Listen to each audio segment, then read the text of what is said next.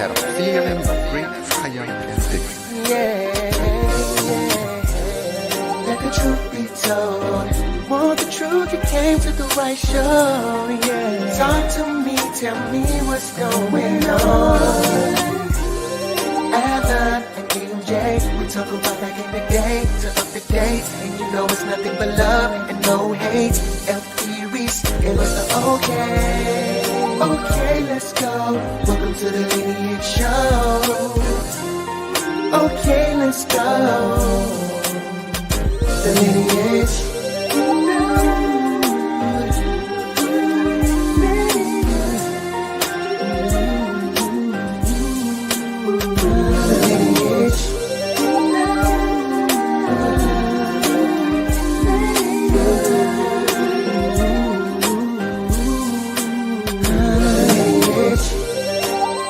Form the front line that march. To my left, march Jose Williams holding his daughter. I march next to him.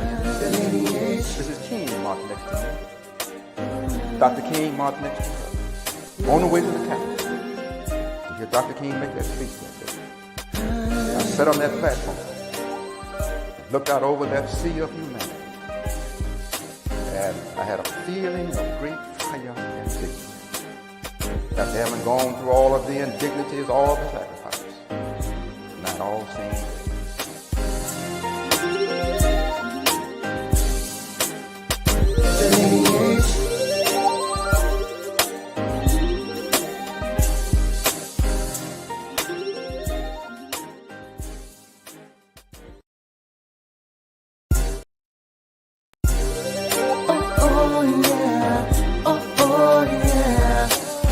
I had a feeling of great triumph and victory. Let the truth be told. Want the truth, you came to the right show. Talk to me, tell me what's going on. Alan and EMJ, we talk about back in the day to up to date, and you know it's nothing but love and no hate. LP Reese gave us the okay. Okay, let's go. Welcome to the Lineage Show. Okay, let's go. The Lineage.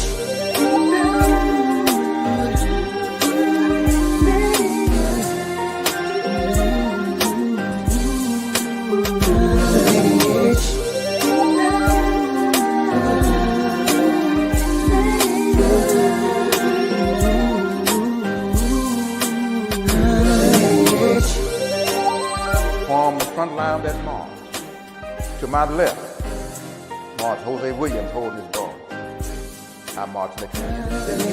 Mrs. King march next to him. Dr. King march next to her. On the way to the Capitol, you hear Dr. King make that speech that day.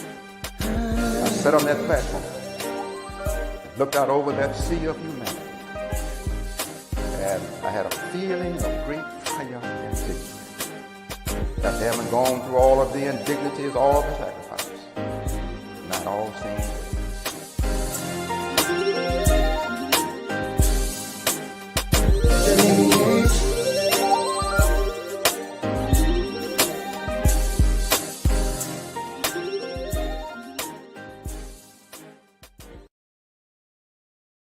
Welcome to the Lineage Podcast. Welcome.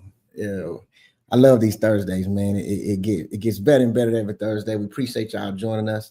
We are the Lineage Podcast. If you don't know why we are named the Lineage, it is because we are the grandsons of the late, great, the Reverend Dr. Frederick D. Reese. If you don't know who that is, he is the chief orchestrator of the voting rights movement. I'll show you this picture. This is the guy, Dr. King Abernathy is in the middle praying. That guy is kneeling to your right. He's holding his hat is the Reverend Dr. F.D. Reese. He's the reason SNCC, SCLC came to Selma, Alabama. Him and others came to Selma, Alabama to assist the local movement, the voting rights movement. We know what it did for the nation and the world. It is a remarkable story, if I do say so myself. So good respect, great respect to the Reverend Dr. Frederick D. Reese. That's why we're named the Lineage. We appreciate y'all joining us every Thursday. Once again, we have a impactful show. We get so much content now everything that's going on in the news, everything we stand for, and how it can be kind of parallel to what we have going on in our message and our stance. The content is overflowing, so we really have to narrow some of this stuff down so we can fit it into the show. Before we go any further, if you do not have the book, Selma Self-Sacrifice, please get this book. This is the cover of the book. It is currently still on Amazon. It is the autobiography of the Reverend Frederick D. Reese, written by himself and Mrs. Kathy M. Walters. It's a great read. A lot of the things we didn't know about our grandfather until we read the book before we actually published it. It is a great read. If you haven't booked a tour, the FD Reese Historical Tour in Alabama, in Selma, Alabama, please do it. It's on TripAdvisor, as you can see. It is also on, I've been pronouncing it Viator, but it's actually pronounced Viator. It is also on Viator. Just search the FD Reese Historical Tour. I had a reel that Kim sent me, and I don't think I got it queued up, but we are now in the process of having a tour here in Atlanta. If you are in Atlanta, we are putting together a tour. Hopefully within the next week and a half or 2 weeks, we have that up and running. And we're going to go through different stops, kind of like the same tour we're doing in Selma, Alabama. But we are very excited about that. Did you want to say anything, bro, before we bring on First Nurse? No, just get ready, get ready. Get ready. Get ready. Yes, sir. We're excited about things that's coming up, and this is going to be a tour like no other. And when I say that, because you will be toured by the grandsons of Reverend Dr. Frederick D. Reese, but also you will see original artifacts from the 1960s. No one else has these, ladies and gentlemen. And I can say that with my chest stuck out. Yeah, and, we in Atlanta with some receipts, man. Yeah. You know, we're gonna make Atlanta put some respect on Selma's name, because they tend to leave Atlanta and go to Selma dumbfounded. You know what I'm saying? And then when they get to Selma allows them to stay dumbfounded. Come on, man. We're gonna make sure that we put some respect on FD Reese's name, Mr. Doyle name, Mr. Gillisley, Reverend Hunter, Miss Amelia Bonta, Miss Marie Foster, Mr. Shannon. We're gonna make sure they put some respect on their name. The Dallas County Voters League, the 1965 Voting Rights Act would not have happened if it wasn't for those cats out there in Selma, Alabama. So we in Atlanta, Georgia, we're gonna make sure they put some respect on their name. So big facts. Yeah. Big facts.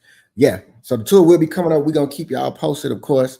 Whenever we get the information and it's solidified, we creating it now, but we want to make sure all of the logistics are worked out and it makes sense, so we can correlate it with the artifacts that we have. And also we appreciate y'all when we know y'all gonna come with it and get with it. But before we go any further, y'all know what time it is. First Nurse Kimberly Reese, she is not doing First Nurse things in the field. She is with us today. First Nurse Kimberly Reese, she comes with the health segment and the jewels about keeping us right, not only physically, but she ties spiritually and mentally into it as such. And so we'll do a little commercial, and when we come back, we'll get into First Nurse Kimberly Reese health segment, so y'all don't go nowhere. I persuaded teachers for the first time to engage in a teachers' march. And so we agreed that we were going to march. Nice.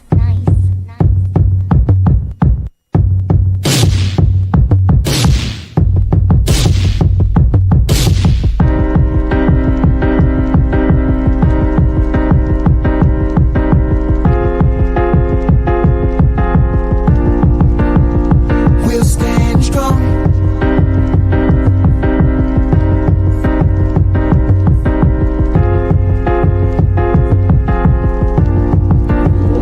Where we belong.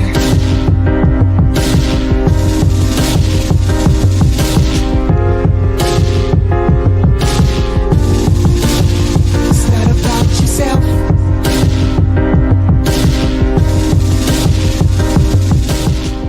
First of all, serving notice on our nation. It's Dr. Frederick Douglass Reese. We march. We march. We march.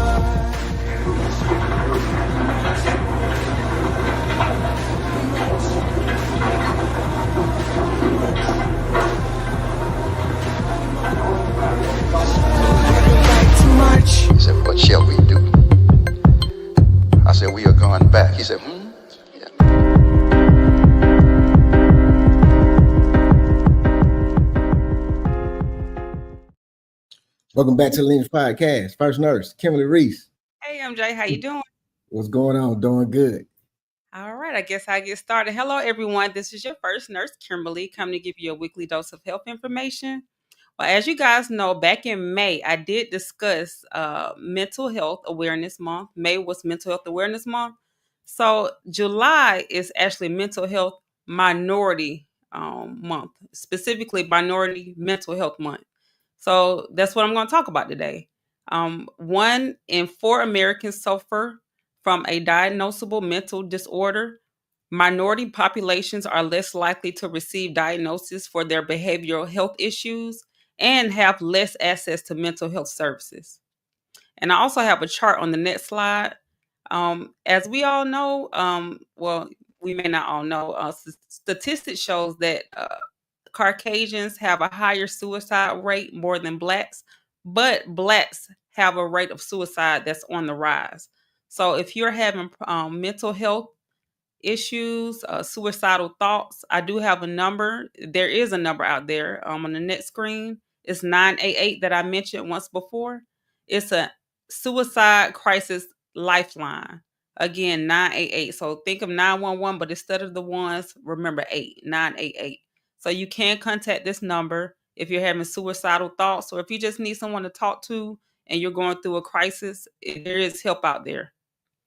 And on the next slide, again, minorities, as I mentioned before, are less likely to receive diagnosis and treatment for their mental illness and have less access to mental health services.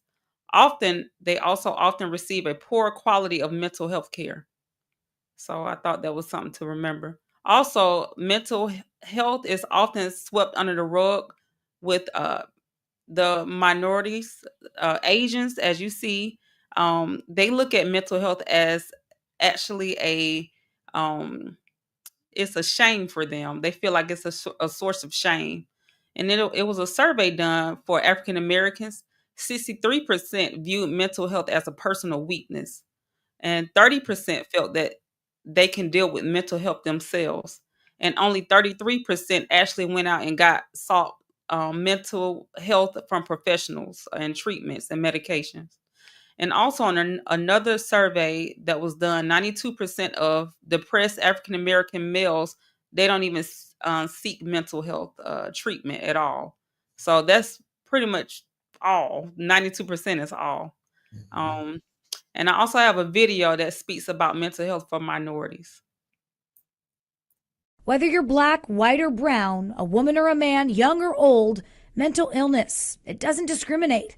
But for minorities, getting help can be more difficult. In our community, mental health is overlooked. Oftentimes when we can't see those things like a scar or a cut, we're prone to ignore it. Suicide. It's the third leading cause of death for black Americans. Licensed therapist Shirlette McCullough says within black communities, mental health is often shrouded in silence. There's this dichotomy that if I don't have a mental illness, I am mentally healthy. And that's just not true. New findings show black adults are more likely than white adults to report persistent symptoms of emotional distress. Hispanics are more likely to report feelings of worthlessness. And Asian Americans are less likely to seek mental health services compared to white Americans. Now, a growing number of resources are designed to meet the unique mental health needs of minority communities. Apps like Alchemy Health caters to the black community with culturally relevant courses. Ayana Therapy focuses on matching individuals from marginalized communities with therapists who share their backgrounds. And The Safe Place offers a free mental health app focused on the black community. I'm Alexa Lorenzo reporting. Wow. All right. And that's it. That's all I have for you guys. We appreciate First Nurse Kimberly Reese once again dropping us with the jewels. Hey, we have to take our mental health seriousness. Yes, Really do. serious, I'm sorry, because like you said, 92% of us don't even seek mental treatment. That's crazy. And a lot of people say, I'm just going to pray about it and everything will be all right. And I again, I'm a believer. I do believe in prayer that overrides everything. But God also uses psychologists, just like he uses physicians, as tools to help. So it's okay to go in and seek actual treatment as well. Prayer and treatment. So that's fact. We appreciate First Nurse Kimberly Reese dropping it for us. Look, we gotta We're gonna discuss the Diddy trial. We're discussing Trump, man. All these folk going crazy. So look, we'll be right back. Lineage Podcast, don't go nowhere.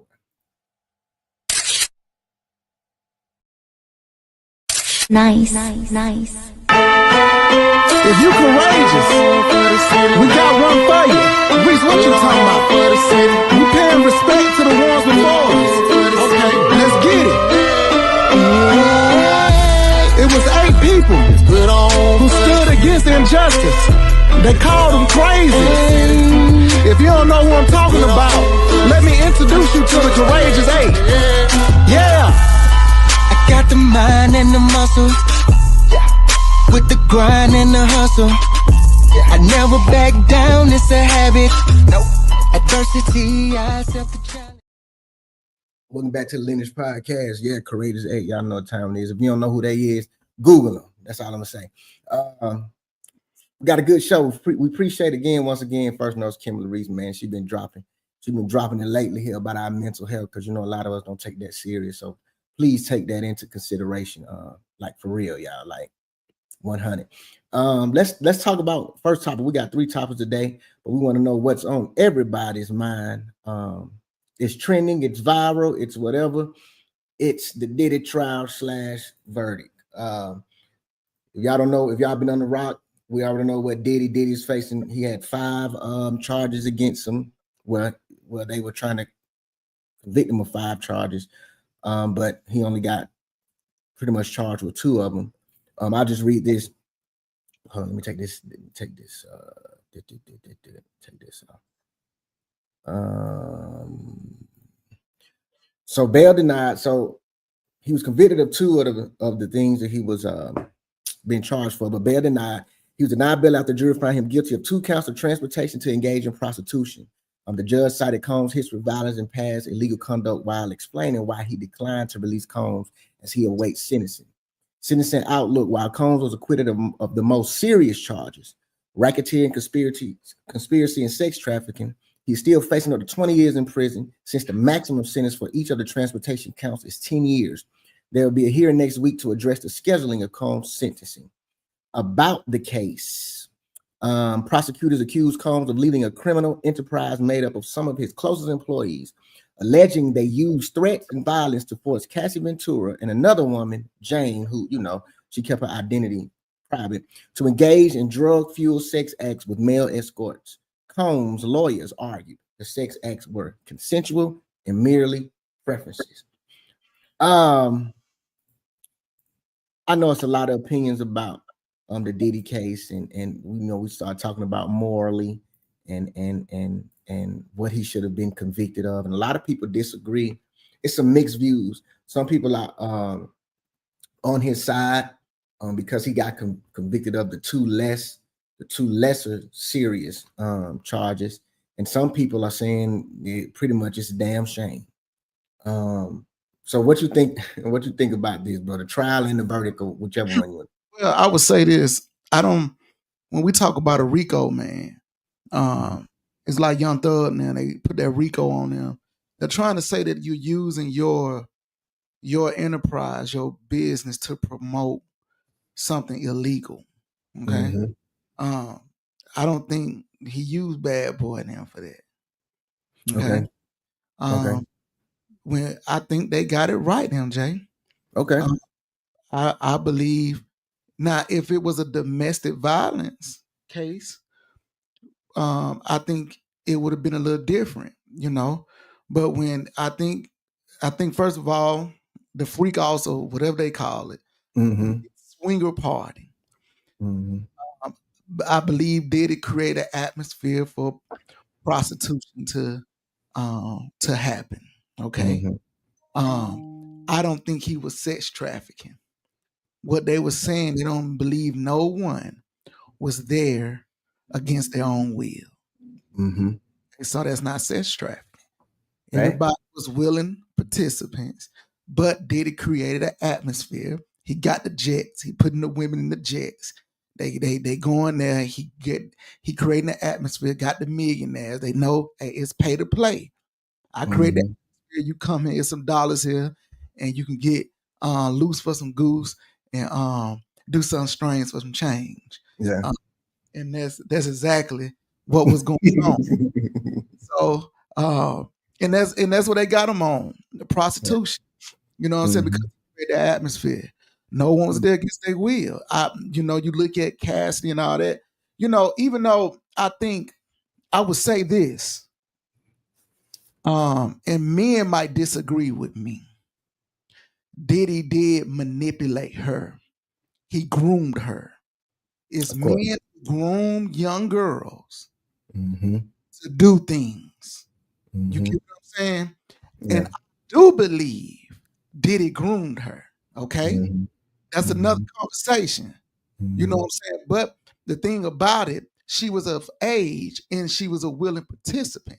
But I believe she was manipulated from her because she was so young and he groomed her for that Mm-hmm. for that situation. Mm-hmm. At the same time, the law is different than morally. You get what I'm saying? Right. So that's just my opinion. You know Right. what I'm saying? And I Yeah. think men are wrong for grooming girls, young girls, to do those things. You know what I'm saying? That's just my own opinion. There's a lot Yeah. of men that do that. They sit there and be mentors and all that to women, and they groom these women. Then when they get of age, they tend to take advantage of them. That's just not right. Mm-hmm. I would say that, and I believe Diddy did that. Mm-hmm. But was he breaking the law? No. Let me say that. Yeah, I agree with 99.9 of the things you said. I'm glad you said the grooming thing, because that's what I was thinking.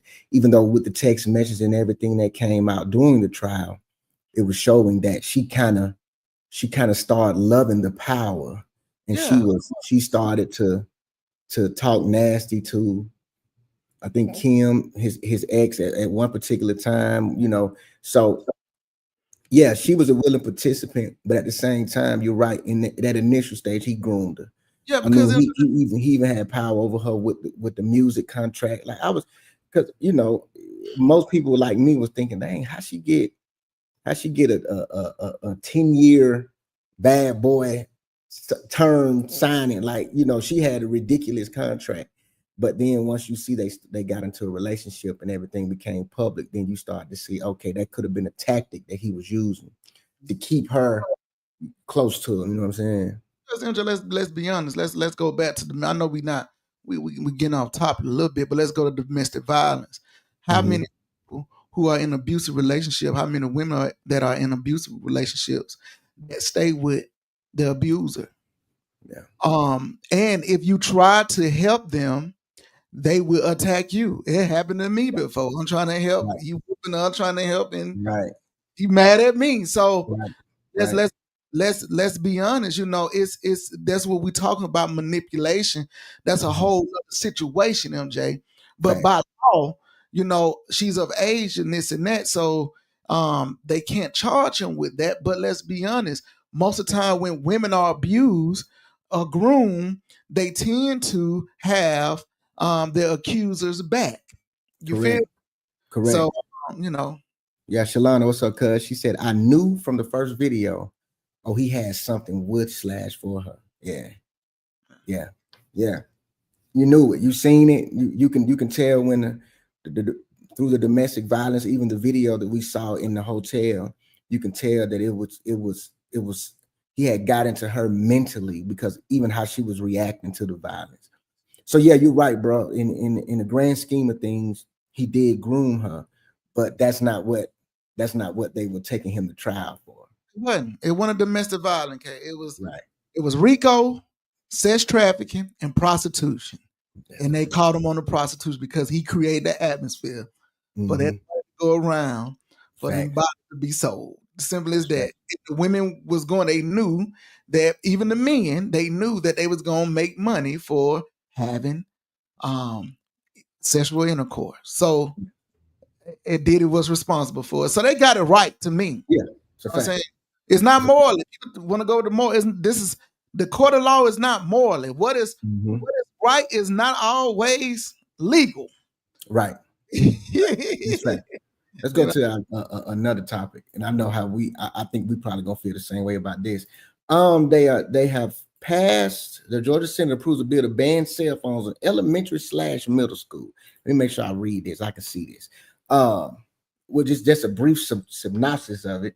The Georgia Senate passed a bill banning cell phones at public elementary and middle schools effective July 2026 if signed into law.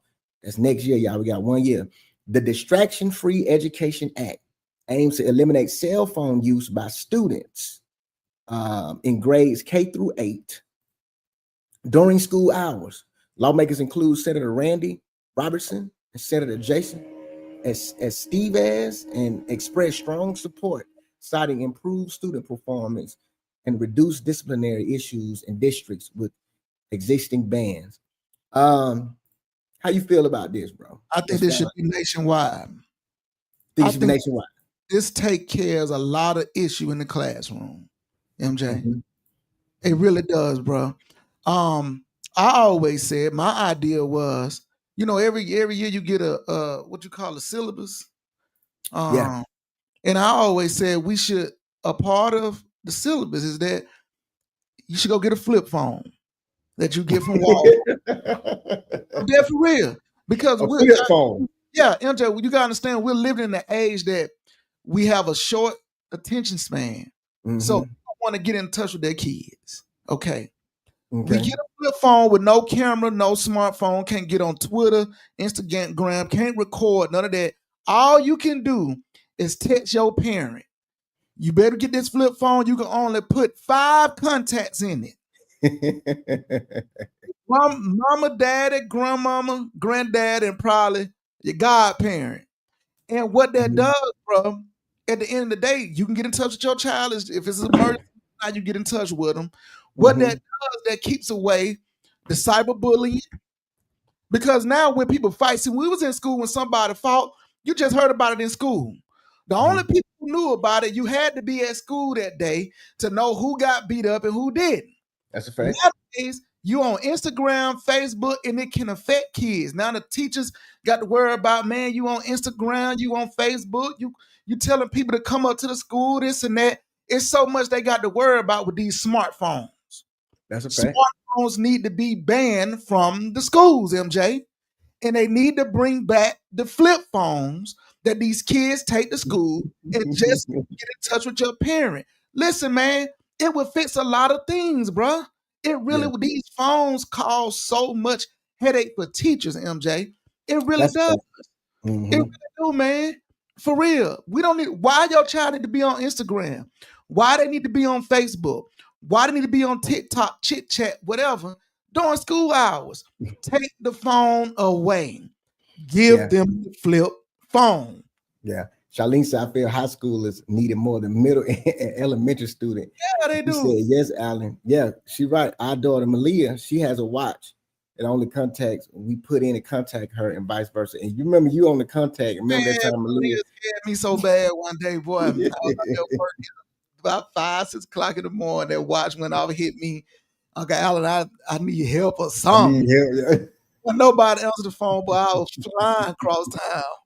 I'm like, something like that, MJ, is needed, man. We need to take that serious, bro. Our kids can go to school, they can be at peace. You ain't got to worry about, because let's be honest, MJ, kids gonna fight. Situations gonna have. Of course. Things gonna happen. The thing about it, let's try to keep it in the school. And with these smartphones, you can't, and it's there forever. Yeah. Once it stay online, it's on there forever, bro. And you can't take it away. And a lot of these kids, they hanging themselves. They're going through so much because they're getting bullied, because they may have gotten beaten up, or they probably got some shoes that, don't look right. Then they hit it, what are those? And then next thing you know, it go viral. I'm saying those things, we got to stop those things. We didn't have to worry about that. When we got John, it was on the bus. You know what I'm saying? Nobody else knew but the 20, 30 people that was on the bus that said, ooh, you know what I'm saying? Right. Now you go viral, you got 1 million people opinion on a child, what they got on or what happened to a child. We got to stop it. Yeah, that's a fact. I agree. Something has to be done, because it not only speaks to like the bullying and what you were talking about, but even, kids, they be in school, they be on the internet, They be searching the web. They do a lot of things they don't need to be doing while the class is going on. And then you right. Then when people get into fight, they immediately turn the camera on. You people ain't even breaking it up no more. You turn the camera on to see, to see the footage of it or whatever the case is. So yeah, I agree. Shalana said, I'm so glad I was able to be a child without social media. Facts, cuz I don't have to relive my missteps or embarrassing moments. That's a fact. That's a fact. We didn't have to live with that. And our kids in this generation have a lot of things to deal with and different pressure that we didn't have. So yeah, Kim said so true. Grown people got a lot to deal with. I've heard grown adults say that they feel, peer pressure because they look on Instagram and stuff, and just because they not traveling and doing the things that other folks, it's hard on them. I don't care. Yeah. But you'll be surprised the grown-ups who feel that way, man. Just think about children, man. It's what it does to their confidence. You know what I'm saying? It's crazy. Yeah. It's crazy. Keep up with the Joneses, and you're right, because even with that being said, now you have to we compared ourselves to the people in our neighborhood and at school. Now when you get on Instagram and you see hundreds and thousands of people with some clothes that you don't have, or a living situation that you don't have, then it causes different. The whole different. In Atlanta and you see somebody what they got on in California at school, you want that. That's just world news, national news. It gives you some type. You panic because you stay in Georgia and you see somebody got kidnapped in LA. You like, oh, the world is bad. Look, and then you start holding on. Well, that would happen in our day. It's just the news one down there. It just talked about Decatur, Ellenwood. You know what I'm saying? Conley in our area. So yeah. Shalana says social media has a significant impact on mental health too. 100%. 100%. I forgot it was a study that was done that said this time is the hardest time to raise children, and it had a lot to do with the social media thing, COVID, and everything. They said we're gonna look back years from now and see that in this particular moment, these last 5-10 years, our generation that's raising kids now, it's the toughest time ever to raise children.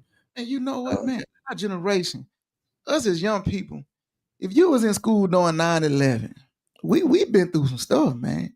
If you think about it, we remember 9/11. We got COVID. You know what I'm saying? We didn't been through the pandemic. Our generation, you think you're not strong. We read in our history books about the Great Depression. Right. Saying, of course, it's not like that. But what I'm saying, mentally, we've been through some things that will shock some people. When the World Trade Centers got hit, and then now with COVID, and it's a shock. And now we had to raise our kids, and they had to go to school from home on a computer. I went back to first, second, and third grade again. You know what I'm saying? In fifth grade. Man, it's crazy, bro. You're right. 100%. So we both been agreeing that we would second this law if it's passed. It'll be a year from now. So if it goes into effect, parents, get yourself prepared. I'm a firm believer that some parents ain't gonna like it. I already know what time it is. Some parents don't like to be told what to do, even if it's in the best interest of the child. That's a shame. They don't care. They're gonna raise hell down. Nah, you can't tell my child I can't have enough. Yeah, it's gonna go left. So yeah, I'm in agreement with that. I like this. I like this ban. But they would do it. Now I got 3 kids in high school. They couldn't do this 5-6 years ago. They wait to. I'm gonna have 3 kids in high school in August. They couldn't wait then, but it's all good. And let's get on our last topic. And I know this is one for the money. Talk about this bill. Let me read this. So the House passed its big beautiful bill, sending it to Trump's desk in 218 to 214 vote. Let me take away this because I'm gonna read a few slides. Republicans say the bill is crucial because there will be a massive tax increase after December when tax breaks from Trump's first term expire. The legislation contains about $4.5 trillion in tax cuts. This existing tax rate and brackets will become permanent under the bill, solidifying the tax cuts approved in Trump's first term. It temporarily would add new tax deductions on tip, overtime, and auto loans. There's also a $6,000 deduction for older adults who earn no more than $75,000 a year, a nod to his pledge to end taxes on Social Security benefits. Let me keep going. Washington, the House on Thursday passed the signature piece of legislation of President Trump's second term, approving a massive bill that includes trillions of dollars in tax and spending cuts while ramping up funding for defense and implementing the administration's immigration agenda. The lower chamber voted 218-214 to approve the measure, with two Republicans, Representative Thomas Massey in Kentucky and Brian Fitzpatrick of Pennsylvania, joining all Democrats in opposing the bill. The Senate passed the legislation dubbed the Big Beautiful Bill earlier this week. President Trump's plans to sign the bill at a ceremony at the White House on Friday, coinciding with the July 4th holiday. The vote came after a marathon overnight session that saw GOP leaders overcome internal opposition to advance the bill, paving the way for final passage. Most Republican members who balked at many of the changes the Senate made to the legislation eventually relented and voted to pass it. Once it became clear that GOP leaders had the votes they needed, House Democratic leader Hakeem Jeffries tried to delay the inevitable by speaking on the floor for 8 hours and 44 minutes. I saw that, setting the record for the longest House speech in U.S. history. He called out Republicans for the bill's deep cuts to Medicaid and food assistance programs, highlighting the Americans who he said would suffer because of the bill. Johnson touted the legislation's passage after the vote, outlining the long path to passage since the bill was initially dreamt up more than a year ago. I think this is the last one. We had a vision for what we wanted to see as a group. We believed in the election cycle last fall that we were going to be given this great blessing of unified government, Johnson said. We did not want to waste that opportunity. The nonpartisan Congressional Budget Office estimate the bill would add $3.4 trillion to federal deficits of the next 10 years and leave millions without health insurance due to the cuts to Medicaid programs under the Affordable Care Act. It would also dramatically increase funding for immigration enforcement, a key priority. I think that's the last thing. I remember Collins, he posted this, even though he's in Selma, but basically he's saying it does keep the Trump tax cut. It gives smaller tax breaks. And yes, it will pour billions of dollars into defense and the border. The real issue, though, it guts Medicaid, it guts Planned Parenthood, it cuts food stamps, it removes clean energy incentives. If you make a certain amount, around $50,000, you will set to pay more in taxes, whereas riches of the rich are set to pay less in taxes. And it adds $1 trillion to the national deficit. So I ask you, how do you feel about this? I feel the uneducated white man has gotten exactly what he asked for. Oh man. He is the generation of what Lyndon B. Johnson said, MJ.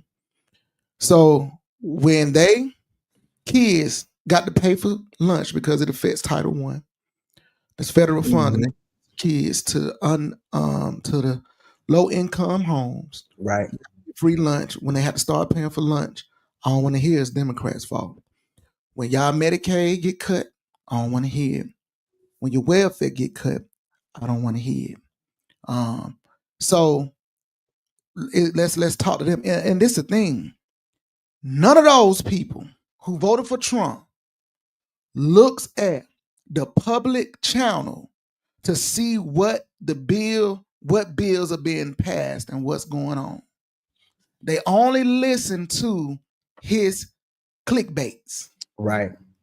You get what I'm saying, bro? Right. Exactly.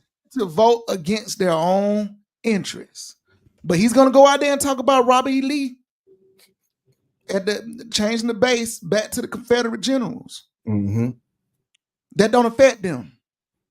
But this bill is going to affect, and think about it, man. Trump, them, and these Republicans and big corporations, they want to exclude the middle class. MJ, think about it. For you, I guarantee, in the short future, you're gonna have to almost be a millionaire to be in the middle class, MJ. Listen to you heard first. I agree, because the middle class now is not working America. It's not. Working America is going to poor. Right. Bro. Right. Now think about it. taxes going to be raised for people who's making $50,000 or more. MJ, $50,000 is nothing. Now, not today. Nope. Today, no. Mm-mm. Nothing. The average car that you get gonna be 60 or 70,000. Yeah, 60. Right. Right. The average house now is 300 to 400 grand. Right. Right. You And can't no even get one approved for them going making up. 50.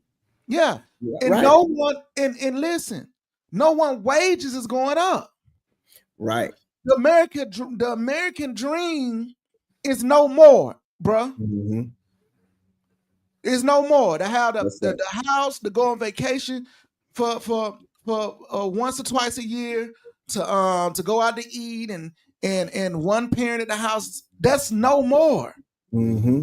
You got to really listen, man. You got to be making $250,000 a year or more to really be living in America today. Right. If both people not bringing that home, not making that, you have a problem. Got a problem. Unless you're retired and you didn't put money up, and you know what I'm saying. Some of the older people still got pension and stuff like that, and you can kind of finagle things. But if you between 25 and 45 or 50, $100,000 a year coming in your home is not enough money. Mm-hmm. Yeah, you almost, yeah. You you're right. Shalonda said basically, if you're not among the top earners in the country, you're not important, even though we're the ones maintaining the country's operation, paying taxes. He said he was gonna lower them egg prices. What happened? $3.4 trillion added to the deficit, MJ. Mm-hmm. Come on, MJ. Yeah. And you look, you talking about I heard they got 50 billion going toward the wall. 50 billion. 50 billion going towards I thought it was I think it was 50 billion for the wall to put toward, because when Joe Biden came and they stopped building the wall, when Trump was his uneducated followers, remember he was saying that we're going to build a wall. Mm-hmm. They was like, yeah, build a wall. Think about it. When they start taking, yeah, bro. I'm sorry, I looked it up. Several reports from early July 2025 mentioned 46.5 billion towards completing Trump's bill. 50 billion. I know what I'm talking about. 50 billion toward the wall. But guess what? When they take immigrants out of here, what do? They fly. They fly over. Most of them come through the air. Come through the air. But he told them, I'm going to build a wall because he know they live on such a low vibration, they're going to eat it up and vote for him. How many people getting a kickback on that $50 billion for that wall? Right. Come on, bro. A person knows some nurses that work 5 days a week, 12-hour shifts just to run their household. Come on, and still not enough. Right. MJ. Yeah.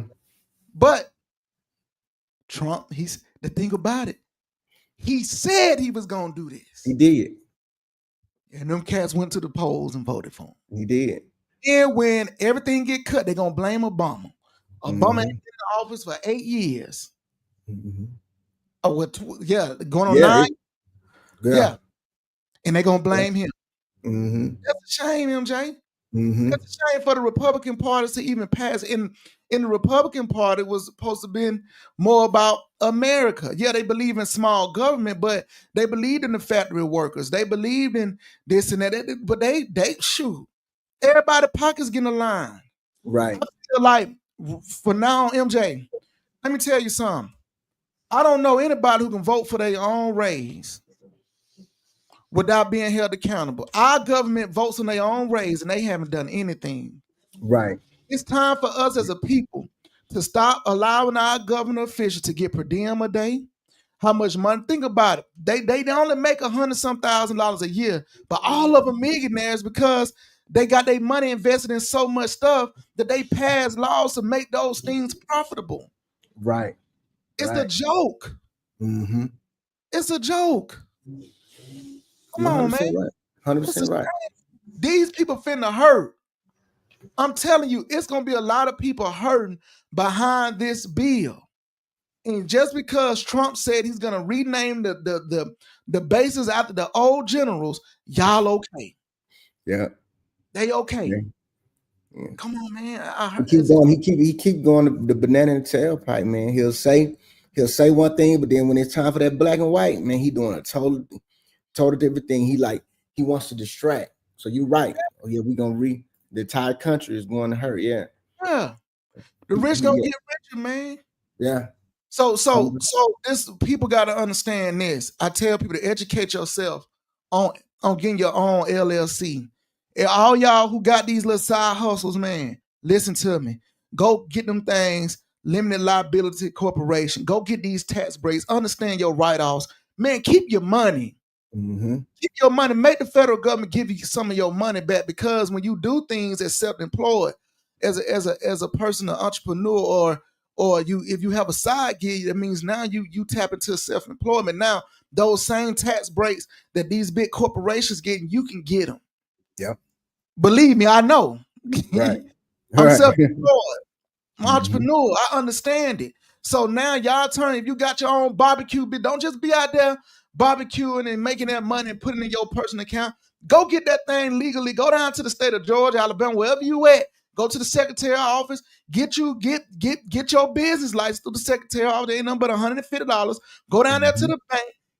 Go to irs.gov. You ain't gotta pay nobody. Get your own EIN number. You can do it yourself. Turn around, go to the bank, put your $100 in there. Start when you work for that company. When you do things with your barbecue, your I don't care what you doing, you put it in that money, that account. Then when you get your taxes done, you get them tax breaks. Mhm. Okay? Keep your money. Listen to me. Mhm. You gonna need it. Yeah. You gonna need it. 100%. Gas. If y'all got these trucks out here, y'all pulling these grills. That truck, if that truck is if it's a F-250, a Ram 2500, or a Chevrolet 2500, because of the weight of it, it qualifies for a write-off. You can write the depreciation of that truck off. If you drive, Even if no matter when you bought it within that year. yes, sir. And It could be December the 30th. But guess what? For 5 years, you can write a piece of it off if you want to. Right. Listen to me. I drive a Denali. I do Uber. I have my own limo service. My truck depreciates. Guess what? I filed it. I get that money back. Listen to me. It's a game. It is. So we have to learn the game, the financial game, and give it to our people. I'm not charged. Hey, that was free for you. We're not charging you for it, but it's the truth. Okay, if you're a nurse, those got scrubs. Anything you do, what classes you take. If you buying this, that, you getting your hair done, you got to get your scrubs clean. You got to do this. That, man, keep that stuff and write it off. Mm-hmm. Keep your money. Make the federal government give you that money back. Stop leaving money on the table. Mm-hmm. And that's what we do as Black people, because we don't know the tax codes. We don't know how to keep our money. We don't know how to do our taxes. There's so many write-offs on that you can use. Use it. And the rich even use the write-offs. Yes. Why you think they buy? Why you think companies expand? Why you think they go buy more vehicles? Why you think trucking companies get more trucks? Because they know they're gonna write that off. It's gonna depreciate. Yeah, because the government gonna take it anyway. Right. My well, yeah. There's so much money on the table, MJ. Mm-hmm. You know, 100%. So yeah, this big bill. I'd heard some different names about this bill: the big nasty bill, the big ridiculous bill, the big. I'd heard some of the names, but Trump called it the big beautiful bill. The big beautiful, big beautiful bill. But so yeah, we got to keep our eyes open and stay keen to see what's going on, man. And sometimes, we already know what time it is. It's a game, and they put it in our face. But I'm really concerned about the people who have ailments and depend on Medicaid, and teens and young adults who utilize Planned Parenthood. We are protecting to take care of our people. That's right. So I'm talking about the elderly. They're gonna go after Social Security. They've been trying to go after Social Security for years. Yep. For years, they've been trying to go after Social Security, y'all. That's just what it is. They've been trying to go after Social Security. They're raising the age. They're gonna raise the age limit rate. So let me tell you something. This is why millionaires go after Social Security, because they understand this. First of all, when they're young, I learned this. Lately, I've been speaking to a financial advisor. Mm-hmm. So when you're younger, you invest into policies, insurance policies. Mm-hmm. Okay. because you never know what's going to happen to you. But as you get older, you don't want to have all those insurance policies because when you're younger, you want to learn how to invest your money. You know what I'm saying? So what they do, they don't depend on Social Security. That's why they go out to Social Security. They millionaires. They got their pension, their government pensions. They put all their money in so much stuff that they don't need Social Security, MJ. That's why they going after it. So we have to learn that, look, man, we got to learn how to invest our money. We got to learn financial literacy. Because at our age, man, Social Security might not be, it's going to be 75, 78. Why work all those years and wait to 78 to get a $700, $800, $900, $1,000 check, MJ? Right. Learn how to invest your money. So that's what they do, bro. That's why they don't like Social Security, because they don't like that they have that money comes out of their money and they don't have to experience it. They don't really need it. Right. You know? Yeah, 100%. Oh man, the time went by quick. We appreciate y'all. Appreciate y'all joining us next year. Lineage Podcast. Once again, we're gonna get that tour. We'll get that tour together. We'll let y'all know all the information. I think we got 4 or 5 stops in the presentation at the end. We're excited about that. Like I said, if you haven't gotten the book, get the book. If you hadn't took the tour in Selma, Alabama, do it. Any topics that y'all want to hear us discuss? It's a few people that sends me videos on a weekly basis. It just this happened to be one that me and Alan want to talk about that someone already sent me. So that's cool. But yeah, if any topics y'all want to hear us discuss, please send it to us. We'd love to do it and chime in. We got a number y'all can call to chime in and give your opinion. And we appreciate y'all joining us. Got anything you want to say, bro, before we go? No, I ain't got nothing to say. I ain't gonna hold the people today. Okay. We appreciate y'all joining us. Listen, happy 4th of July. I know everybody gonna be celebrating, but I can't be mad because this year for Juneteenth, man, y'all went above and beyond. I saw all of the celebrations for Juneteenth, and I know we got a day out. Most people got a day out work tomorrow. Take it, relax, do what you do, enjoy some of the food with the family. Anytime family can get together, man, let's take advantage of it. I do want to make a shout out to my cousin Demetrius and brother-in-law Jeff. The grill off is going on. It's ready to go on Saturday, boy. We got some ribs and some chicken, boy. We as a family at my god sister house, Amanda, we having the grill off. And it's gonna be some cooking right now, MJ. It's gonna be some cooking going on now. Hey, look, we got some folks coming from Selma, boy. It's gonna be some talking junk, some cooking. Yeah.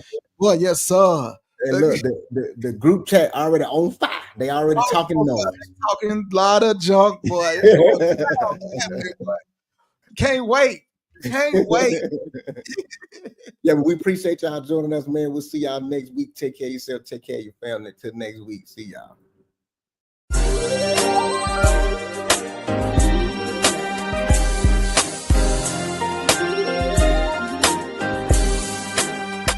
The lineage.